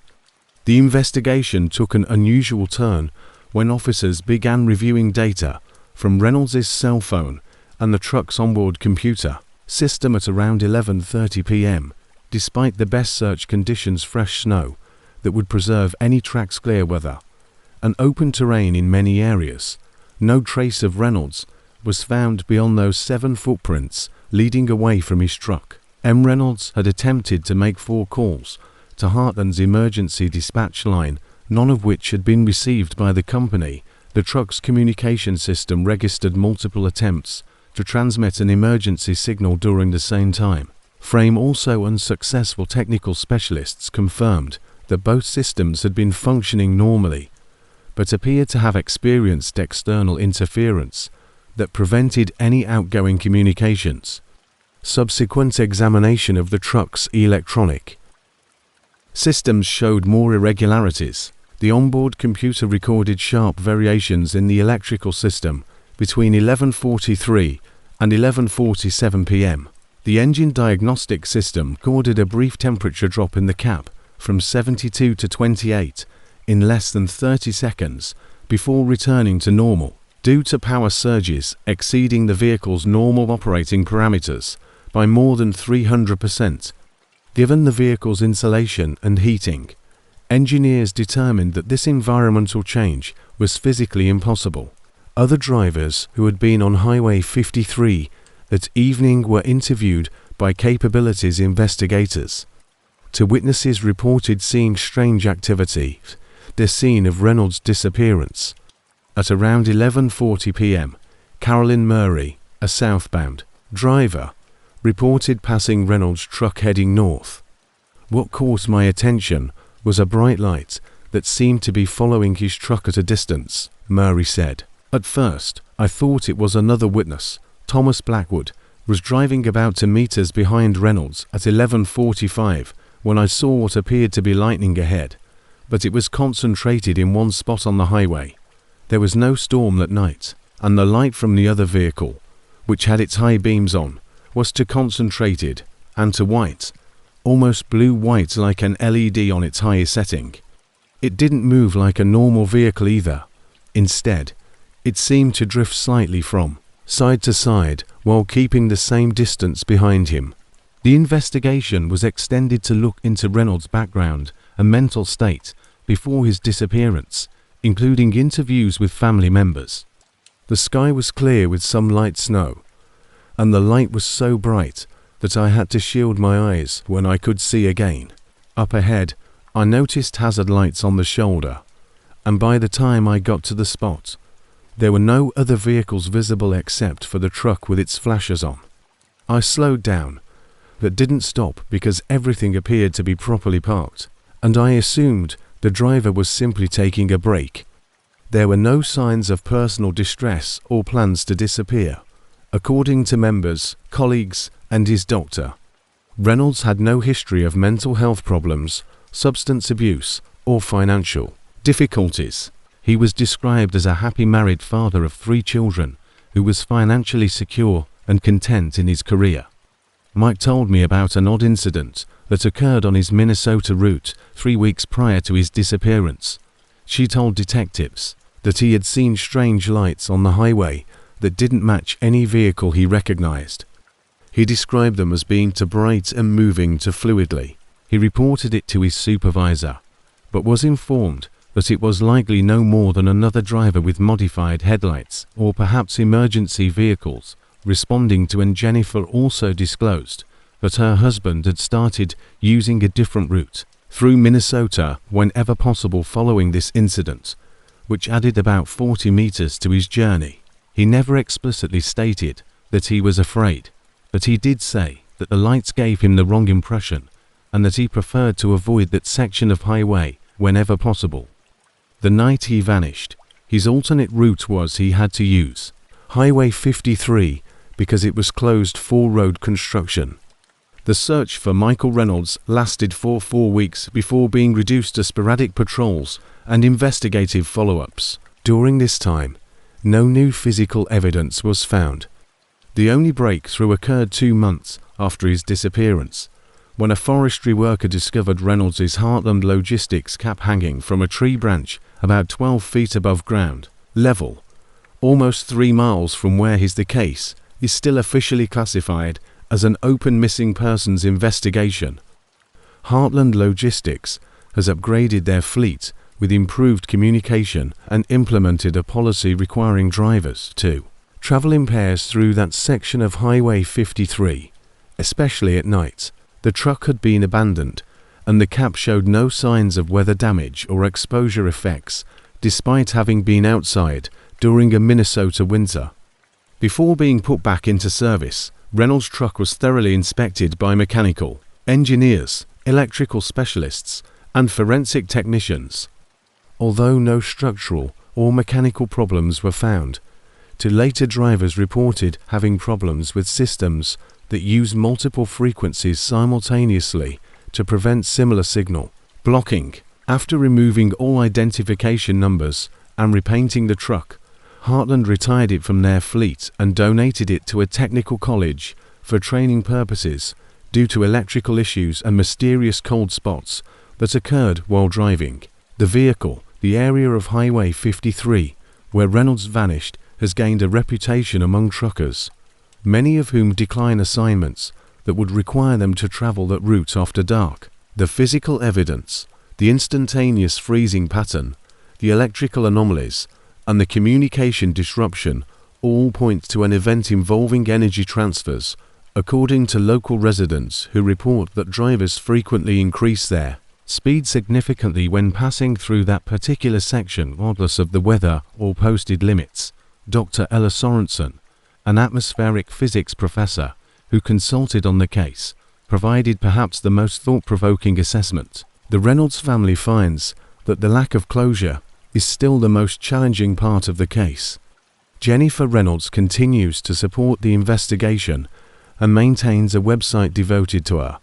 The temperature drop that was recorded in the CAB would require a massive and instantaneous extraction of thermal energy that our current models of thermodynamics cannot readily explain in that environment. There are answers out there, she said in a recent interview. Whether it's another driver who saw something that night or someone with specialized knowledge about these phenomena on isolated highways. My husband's disappearance and the unusual circumstances surrounding it mean that someone somewhere knows something. What happened to Mike wasn't a conventional disappearance, and we won't find him through conventional means. For those who travel America's remote highways in the late hours, especially through Minnesota's northern forests, this case, one of the most well-documented, yet wholly unexplained in the modern trucking industry, serves as a sobering reminder of the unexplained phenomena that occasionally interrupt the daily routines of those who make their living on the road. Many drivers now report on March 21, 2020, veteran truck driver Samuel Corbin left a distribution center in Billings, Montana, carrying a shipment of medical supplies headed for hospitals in the area. They were keeping dash cams of their own, apart from company equipment, in the hopes of capturing evidence of the mysterious lights should they reappear on Highway 53 frequency. According to Westland's digital tracking system, Corbin's journey went smoothly through the afternoon. The 52-year-old driver from Seattle, Washington, had been employed by Westland Transport for more than 16 years and had an impeccable safety record throughout his career. His planned route would take him across the northern Rocky Mountains via Interstate 90, a trip he had completed hundreds of times without incident. As he approached the Idaho border, he made his final standard communication at 8:40 p.m., passing through Coeur d'Alene, Idaho, where he confirmed his intention to continue driving for another 2 hours before stopping at the Cascade View Rest area. Scheduled check-ins with dispatch reported good road conditions despite intermittent rain. Corbin's truck unexpectedly veered off Interstate 90 at exit 34 onto a secondary road that led into a remote forested area during his required break time. At 10:17 p.m., this unplanned detour caused an automatic alert in Westland's monitoring system. When dispatch tried to get in touch with Corbin for clarification, the following protocol for unexplained deviations, dispatch supervisor Teresa Langley contacted the Washington State Patrol at 10:31 p.m. after receiving no response via any communication channel, including the truck's integrated system, his company's cell phone, or the CB radio. Trooper James Wilson was sent to investigate and arrived at the truck was found properly parked on a wide shoulder about 7 miles from the interstate exit, with the engine still running, headlights on hazard lights activated, the doors locked, and what he found would become the subject of one of Washington's most perplexing missing persons cases. He arrived at the scene at 11:08 p.m. and, entering the cab, Trooper Wilson recorded a scene that defied standard explanation. Corbin's personal belongings, including a wallet containing identification and $216 in cash, a company cell phone, and the logbook, were still inside the cab. A thermos of coffee was still warm to the touch, and the logbook's final entry was made at 10:12 p.m., contained a single line of strange radio broadcast. We'll look into the frequency source. The most confusing finding was the state of the truck's electronic systems. The external temperature gauge was showing impossible values, but the dashboard display was functioning normally. The truck's CV radio was continuously generating a low-frequency tone that Trooper Wilson noted in his report as being unlike any radio interference, even though the actual temperature was approximately 45 and the clock was frozen at 10:17. P.M, cycling back and forth between 10:16 and 10:18 continuously. In my 15 years of service, I have come across a dash camera that, according to company policy, must always be in operation. The footage ended abruptly at 10:15 p.m, 2 minutes before the truck had left the interstate. The last frame showed typical highway driving, but the audio portion recorded an odd sequence that included a burst of static followed by what sounded like a human voice speaking at a very low volume.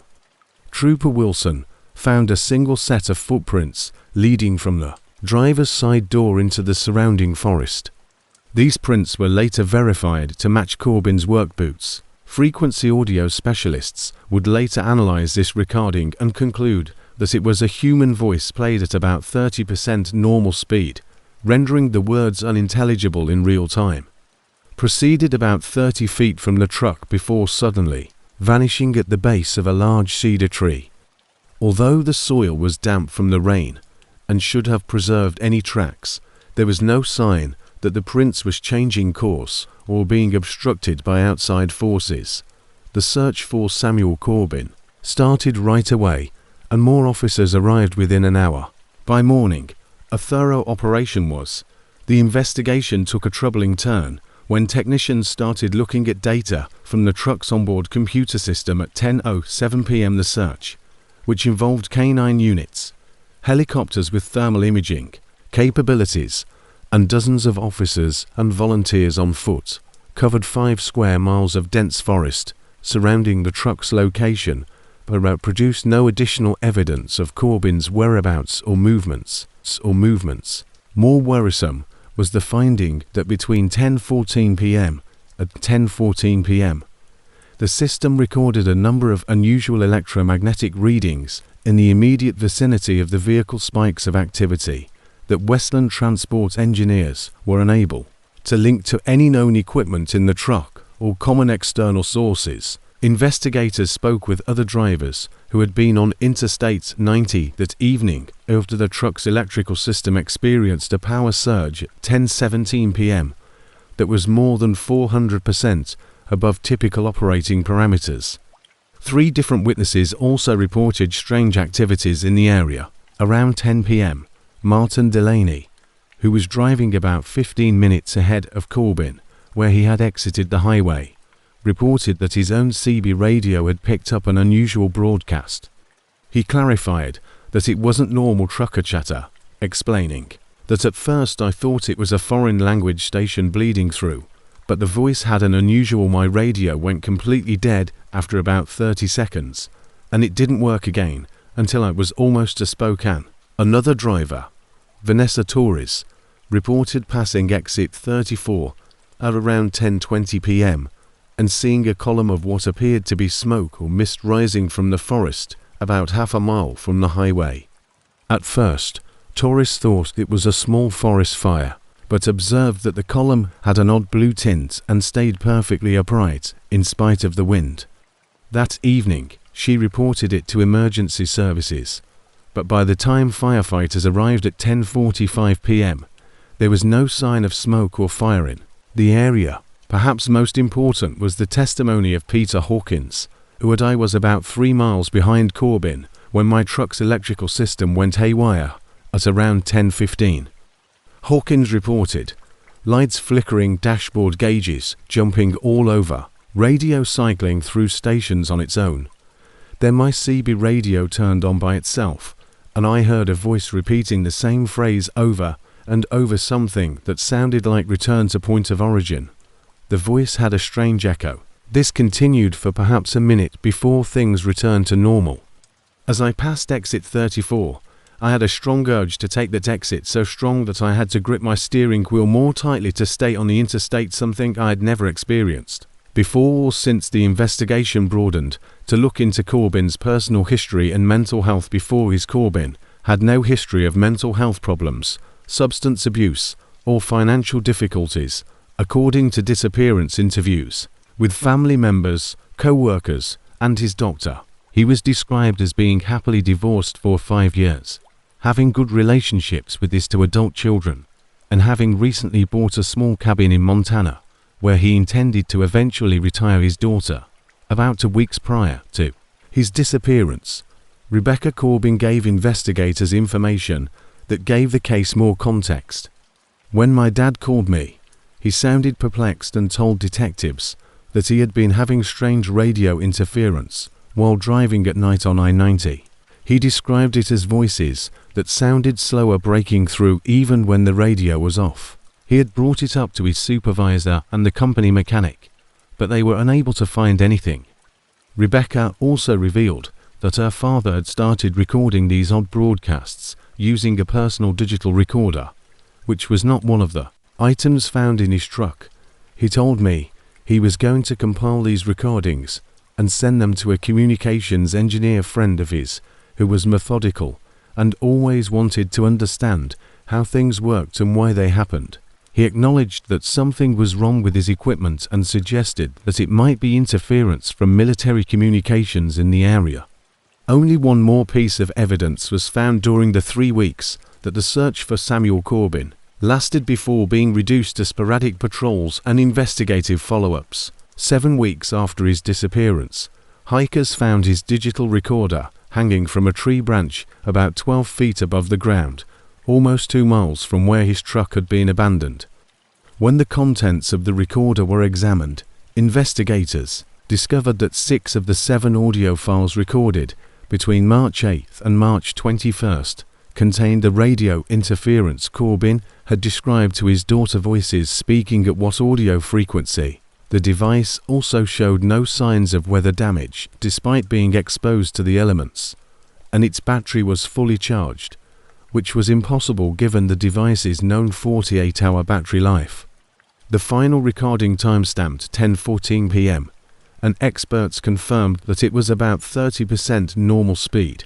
When these recordings were accelerated to normal human speech patterns, the content became clear, with fragments of what seemed to be standard trucking communications discussing routes and locations that were not on any current map. Just 18 seconds of audio from March 21st, just before Corbin vanished, showed Corbin's voice saying, "I can see it now through the trees, the source of the broadcast, this isn't possible."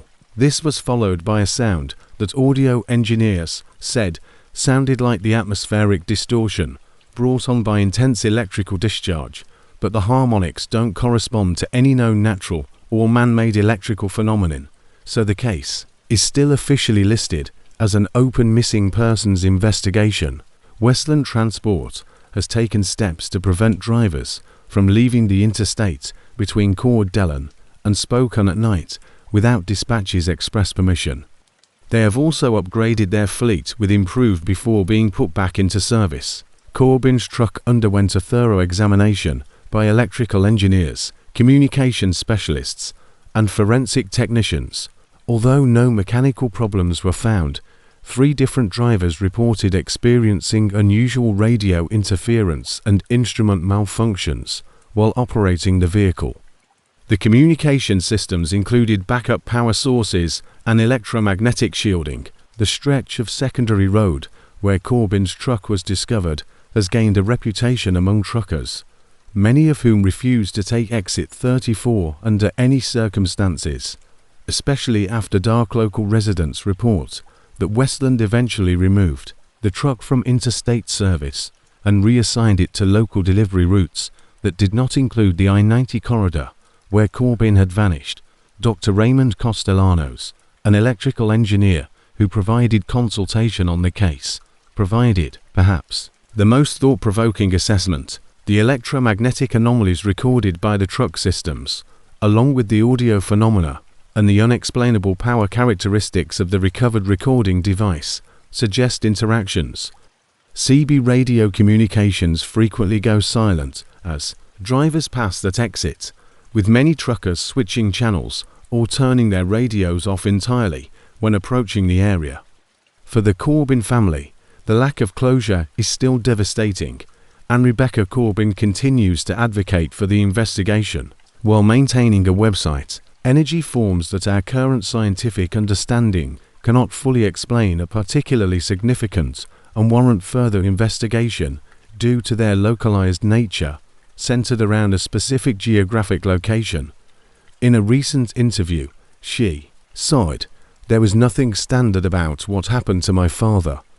The evidence points to something beyond conventional explanation, something that was communicating through radio frequencies and somehow lured him off the interstate." The authorities initially handled her father's disappearance and the peculiar circumstances surrounding it as a typical missing persons case. The disappearance of Samuel Corbin remains one of the most well-documented, yet unexplained cases in the modern trucking industry. For those who travel America's highways in the late hours, especially through the remote forests of the Pacific Northwest, it serves as a disturbing reminder of the unknown phenomena that occasionally manifest in the night. However, ignoring it as a routine disappearance ensures we never will. In order to avoid becoming the next unexplained addition to the growing list of truckers who have disappeared while following enigmatic frequencies into the night mirage, many drivers now keep their own recording equipment and travel in convoys when passing through these remote corridors after dark. The 45-year-old truck driver Ethan Walters, who had been with Southwestern Freight Systems for more than 12 years and had established a reputation for dependability and attention to safety procedures, set out on what should have been a routine delivery from Santa Fe, New Mexico, to Las Vegas, Nevada, on August 7, 2021. His planned route would take him northwest through the desert landscapes of northern Arizona and southern Nevada, a trip he had made dozens of times during his career. According to company records, Walters left the Santa Fe distribution center at 3:40 p.m. to transport a shipment of commercial restaurant equipment. Throughout the afternoon and early evening, his truck was outfitted with Southwestern's cutting-edge tracking system, which tracked location speed and mechanical diagnostics in real time. Walters made his necessary, "Everything's running smoothly," Walters said in his final routine communication with dispatch, which came at 9:26 p.m. as he approached Kingman, Arizona, after checking in with dispatch, who reported good road conditions and clear weather as he crossed into Arizona on Interstate 40, told dispatcher Maya Rodriguez that it's clear that the traffic light weather should reach Vegas by midnight. Rodriguez would subsequently testify that this conversation was normal, and that Walters was as professional and focused as usual. At 10:47 p.m., Walters' truck veered off US 93 onto Coyote Pass Road, a secondary road that leads to the Black Mountains. This unplanned detour automatically triggered an alert at Southwestern's operations center. When dispatch tried to get in touch with Walters for clarification, they received no response. Southwestern's monitoring system detected an unexpected deviation in Walters' route. Rodriguez escalated the situation to operations manager Daniel Hernandez, who approved emergency tracking measures and called the Arizona Highway Patrol's 11:15 p.m. in the truck's communication system. His company provided a cell phone or CB radio in accordance with established protocol for unforeseen route changes. Trooper Alicia Mendez Walters' truck was found parked about 14 meters along Coyote Pass Road in a wide turnout overlooking a desert valley. She was sent to investigate and arrived at the scene at 11:52 p.m. What she found would become the subject of one of Arizona's most puzzling missing person investigations. Trooper Mendez entered the cab using emergency override procedures, secured the hazard lights, turned on the engine, locked the windows, and saw no signs of disturbance. However, she recorded a scene that immediately caused concern. Walters' personal belongings, including a wallet with identification and $184 in cash, a company cell phone, and a half-full water bottle, were still inside the cab. The truck's keys were missing from the ignition and dash camera, as required by company policy. The logbook was open on the passenger seat, with the last entry at 10:45 p.m. reading, "Unusual mirage-like structure visible from highway pulling off to investigate. Remain operational at all times," included video that ended abruptly at 10:43 p.m., for minutes before the truck had turned onto Coyote Pass Road. The last few frames showed typical highway traffic with nothing out of the ordinary, but the audio segment caught Walter yelling, "What the hell is that?" After the turn signal sounded outside the car, Trooper Mendes found one pair of footprints that led from the driver's side door to the edge of the turnout, where a hiking trail dropped into the valley below. The prints later verified that the footprints matched Walter's work boots, and the trail continued for about 50 yards. The search for Ethan Walters started right away, with more officers arriving before dawn. By morning, a thorough operation was underway using canine units and a helicopter. The prints abruptly vanished on a flat rock surface, despite the surrounding soft soil that should have preserved any tracks. There was no indication that the prints continued changing direction or being obscured by natural means.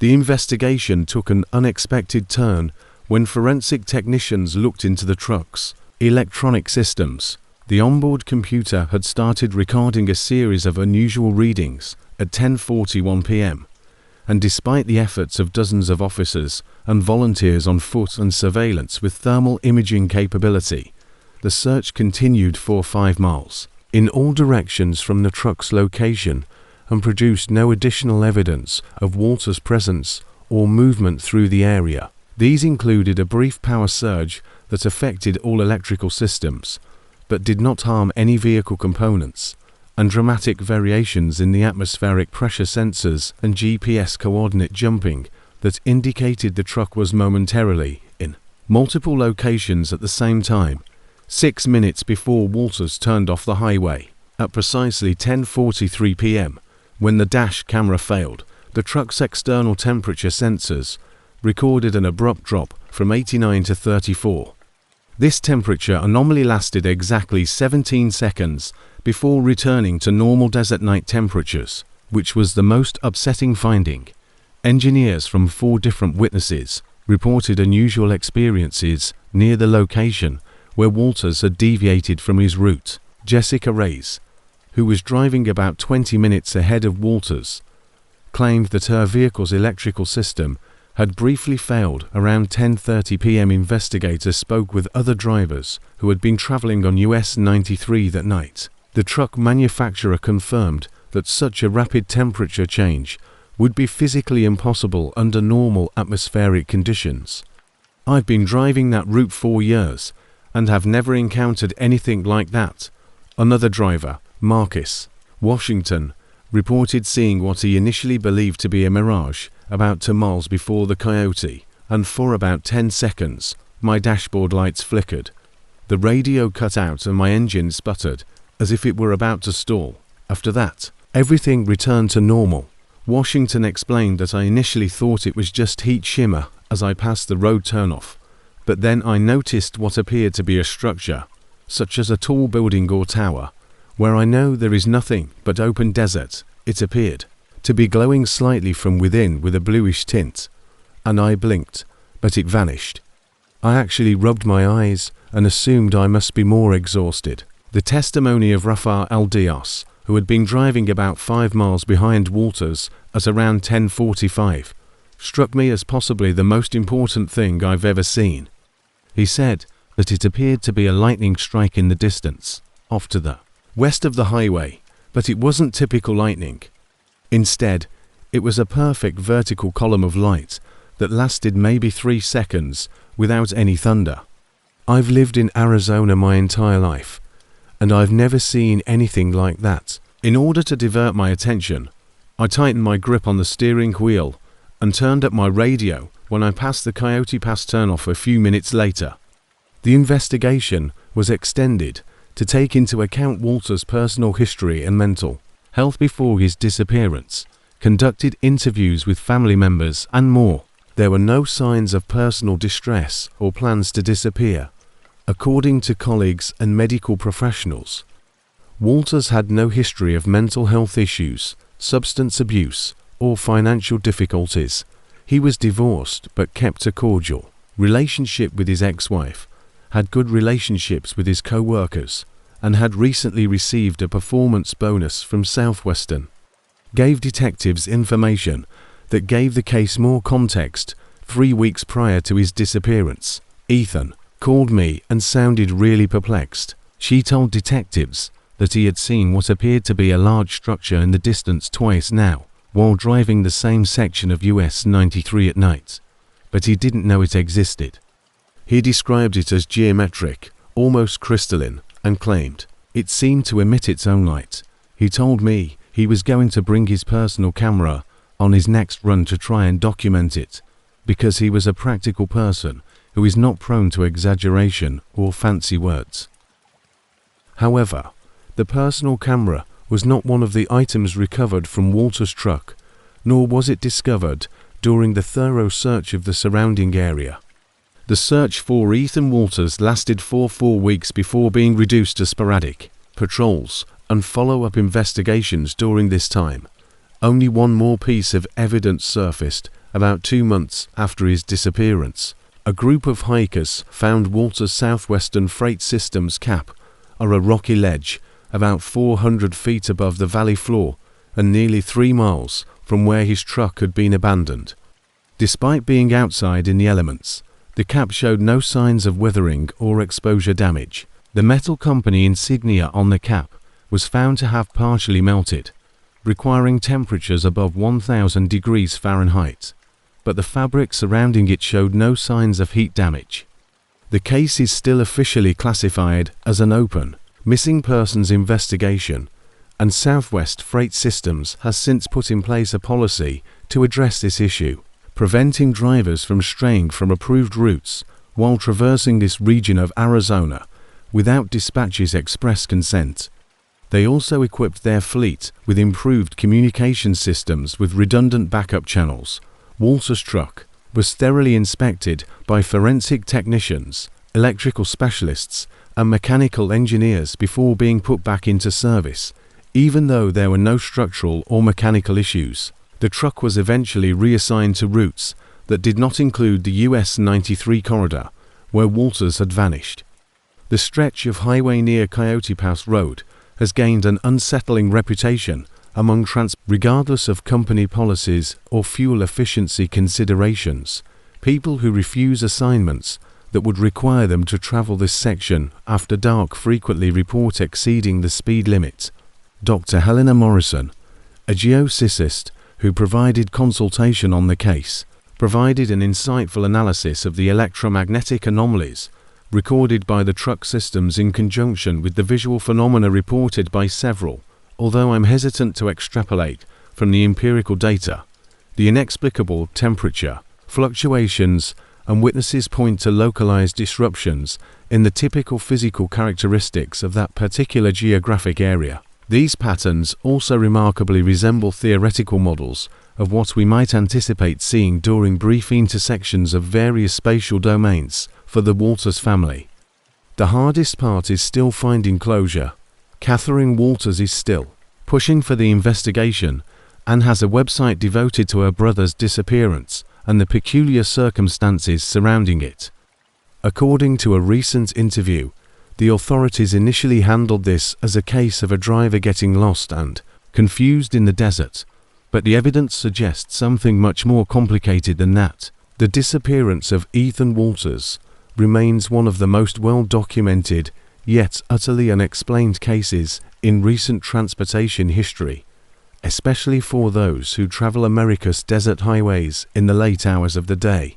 He wouldn't have left his truck to wander into the desert without compelling reason, but whatever he saw that night was real enough to pull him away from safety, and the electronic evidence confirms something extraordinary occurred in those crucial minutes. On December 5, 2022, veteran truck driver Lisa Homan left Echo Canyon, a remote area in the American Southwest, as a sobering reminder of the unexplained phenomena that sometimes appear in these vast empty spaces where the lines between the known and the unknown may be thinner than we care to acknowledge. The 47-year-old driver, who had been with Mountain States Logistics for 14 years and had maintained an exceptional safety record during her tenure, was transporting a shipment of consumer electronics from a distribution center in Laram, Wyoming, to Portland Oregon. Her planned route would take her northwest along Interstate 80, before connecting to Interstate 84 through Idaho and Oregon, a journey she had completed numerous times during her career.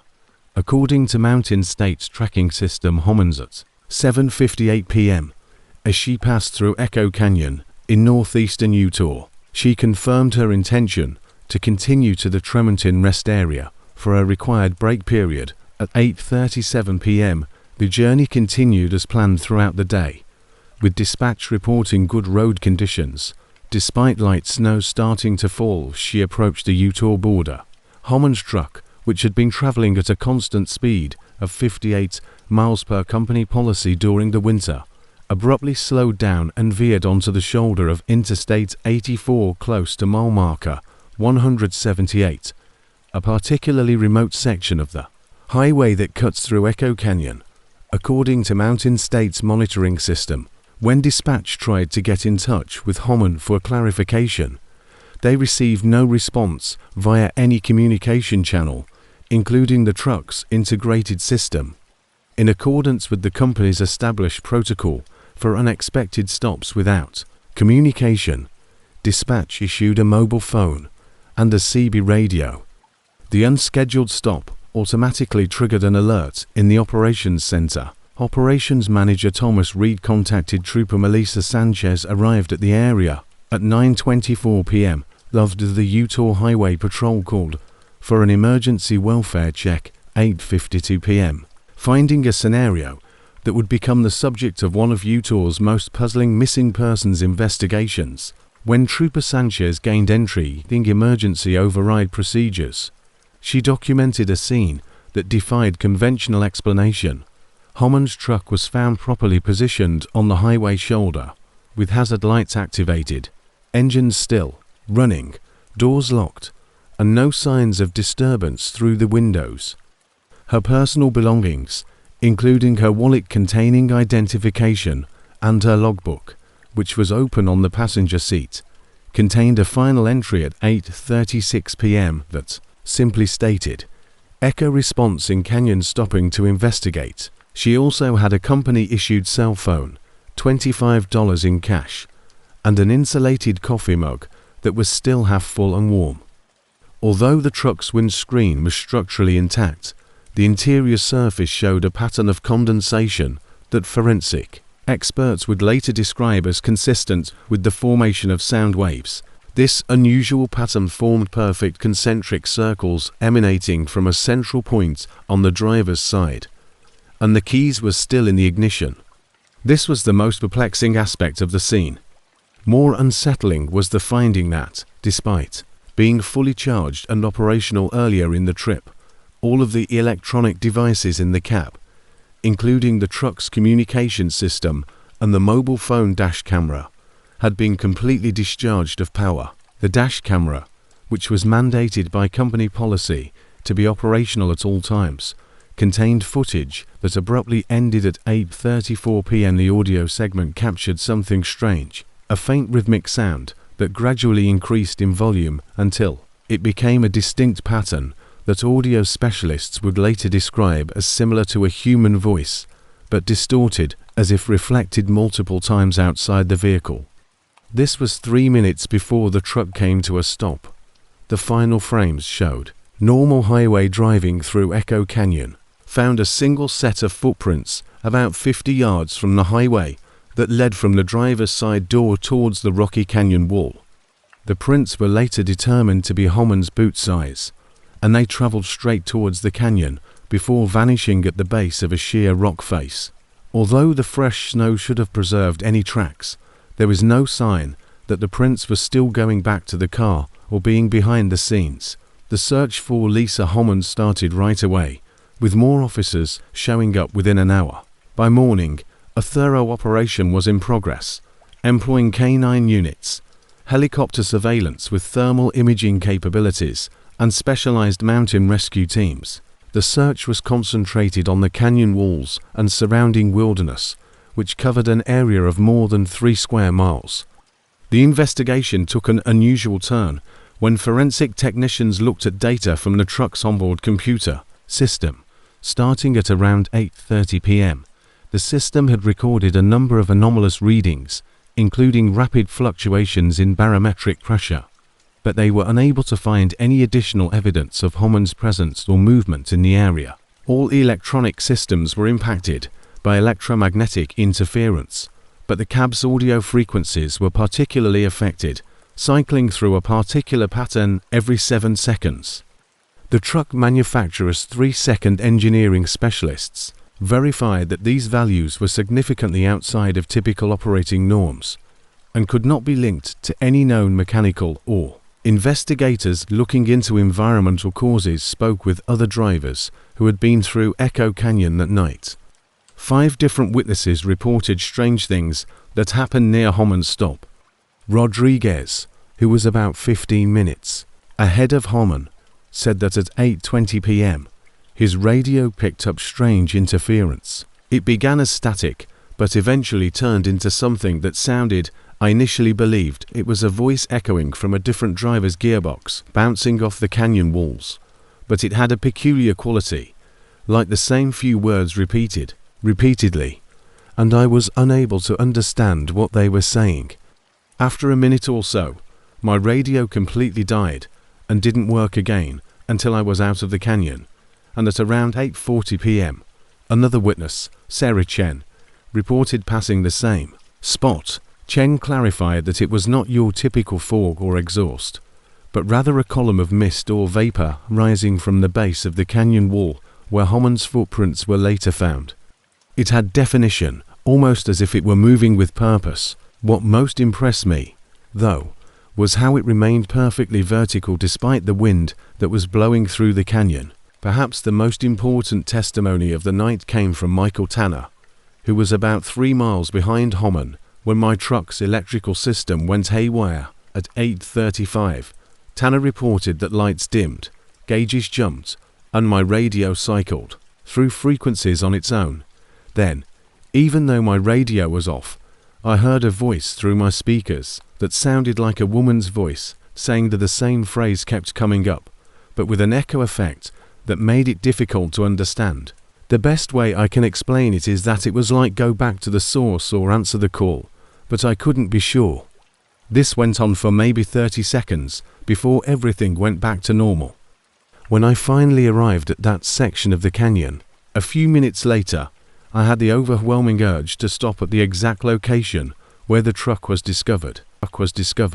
The investigation was extended to look into Hammond's personal background and mental state prior to her disappearance. Interviews with family members, co-workers, and medical professionals revealed no alarming patterns. Hammond had no history of mental health issues, substance abuse, or financial difficulties, and she was described as a happy married mother of 2 teenage children, stable and content in her career, and there were no signs of personal distress or plans to vanish. 3 weeks prior to her disappearance, Lisa told investigators about an odd incident that occurred during her run through Echo Canyon. He informed detectives that she had said that twice now, while driving through the same section. The night she vanished was the first time she had been through Echo Canyon after dark since those experiences, and Robert also disclosed that his wife had started documenting her impressions of these experiences in a journal. She claimed that she had heard what she described as her own voice calling to her through the radio, even when it was turned off. She said it was likely just fatigue playing tricks on her mind, but it bothered her enough that she had requested daytime routes whenever possible. The search for Lisa Hammond lasted for 3 weeks before being reduced to sporadic patrols and investigative follow-ups. During this time, only one personal journal was found among the items found in her truck. He explained that she was a methodical person and wanted to record the precise time and location of these incidents to see if there was a pattern. She also mentioned that the experiences always occurred within the same 4-mile stretch of highway. 2 months after she vanished, another piece of evidence surfaced when a highway maintenance worker found Hammond's Mountain States Logistics Identification Badge wedged in a small crack in the canyon wall about 30 feet above ground level, exactly where her footprints had ended. According to forensic analysis, the badge showed no signs of weathering or environmental damage despite weeks of exposure to severe winter weather. The magnetic strip on the back had been fully demagnetized and the plastic laminates had microscopic fracture patterns that were consistent with exposure to high-frequency sound waves. The case is still officially under investigation. Transportation workers